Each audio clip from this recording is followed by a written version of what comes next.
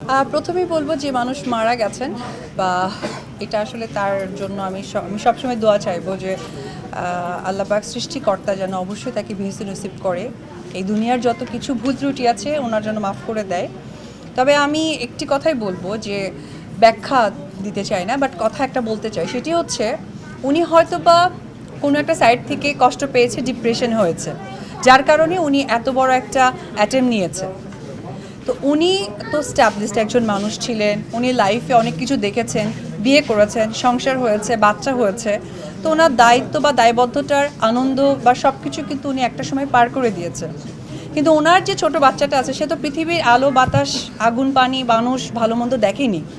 যখন সে ডিপ্রাইভ হয়েছে, সে নিজেকে বেঁচে চলে গেছে, কিন্তু যে মানুষকে ঠকালো তাকে তো আসলে সে ঠকে গেল। তো একদিক থেকে আমি বলবো যে কোনো মার আসলে এই ধরনের স্টেপ নেওয়ার আগে তিনবার ভাবা উচিত। যদি উনি সিঙ্গেল থাকতেন আমি ডেফিনেটলি এখানে দুঃখ প্রকাশ করতাম, যেহেতু উনি একজন মা, সুতরাং উনি কষ্ট পেয়ে উনি চলে গিয়ে ফ্রি হয়ে গেছেন। কিন্তু যাকে কষ্ট দিয়ে গেলেন এই দুঃখটা কার কাছে ভাগাভাগি করবে বা সেই মানুষটা কার কাছে সেই দুঃখ চাহিদাটা বলতে যাবে।